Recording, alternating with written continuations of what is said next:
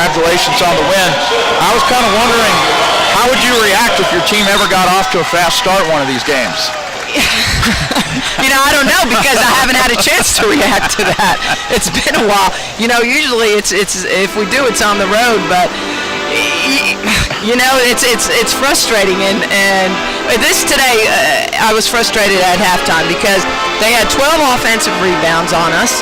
I was going to ask you about that, but I'm glad you brought it up. They had 12 offensive rebounds. We only had 5.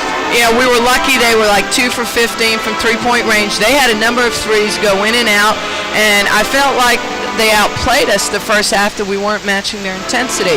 And we relied a little bit too much on the perimeter shot. And I felt like we needed to go inside a little bit more. But really, I think the key to the second half, because there was a point where they had it was a 5-point game. They had a chance to cut it to 3, and I think they missed 4 straight free throws. But it was actually deep in the second half when we started making our run. But when we really turned the corner is when Kristen Askew came in and started D'ing up on the point guard and put the pressure on and stole the ball, hit a 3. And sometimes when your offense isn't really on, you got to create offense from your defense.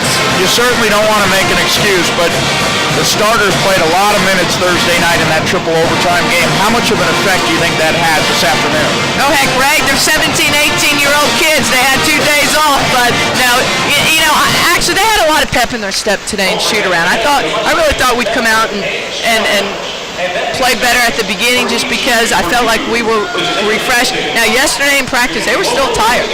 There's no question. And, you always worry about how your team's going to respond after games like that, regardless what the outcome is. But we finally got it going. We got our running game going a little bit. We got our defense going. So, we hit some. We have to hit shots in transition, and whether they're threes, whether they're layups, we got to hit shots in transition. That's our game. If we have to play half court all the time, we're not as good as we are in transition. I thought, in the game we talked about it afterward Thursday night, turnovers cost you, but I thought your team did a better job handling the basketball today. You finished with 12 turnovers, so a better job handling the basketball. Yes, absolutely. That's you don't want to give teams those second and third chances, and I thought we did. I thought we took care of the basketball, but when you give teams second and third opportunities, they're going to start. It's going to burn you after a while. But we played a lot of kids today. That's important. I think it's important, especially as we get deeper into conference, and then for the conference tournament, it's important that our other kids are getting some minutes. Our freshmen are getting some minutes. Finally, I want to get Kristen Askew a little bit more into the rotation, and I think today was a key for her, maybe turning the corner. Do you think that your kids are starting to understand that now every game they go out, because they are undefeated, they're at the top of the table, that every team is coming for them every time they step on the floor? Well, if they don't by now, I'll tell you what, we preach it every game. And, 17, 18, 19-year-olds, they're going to be, I stress before every game, because as a coach, you want to make sure they're prepared for everything that the other team, the opponent's going to throw at you. Realistically, what can happen if you give the team hope. The problem is here at home, we give the opposing teams hope for too long, and that's what we did today. And finally, when it clicked. But we relied early on.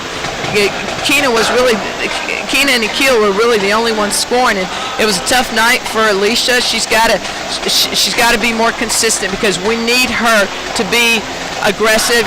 When her outside shot's not falling, she's got to get to the rim. She's got to take it in, and she got going a little bit the second half. But we need her to get going earlier in the game, because that hadn't been happening. Yeah, you mentioned Akil, and she really has been playing so consistent. Another double-double again for her, and you can't talk about what she means, especially giving you an inside presence. Well, she's got, Akil has a knack for the ball. She works hard. She loves to rebound. She's a good offensive rebounder, and Akil finishes around the hoop.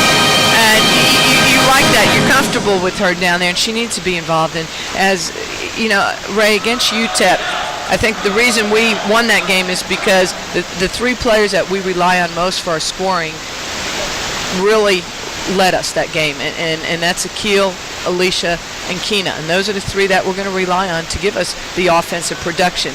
And today, Alicia struggled in that area a little bit, but she'll be back the next game. Congratulations on the win. Thanks for the visit, Rhonda. Thank you, Ray. That's SMU head coach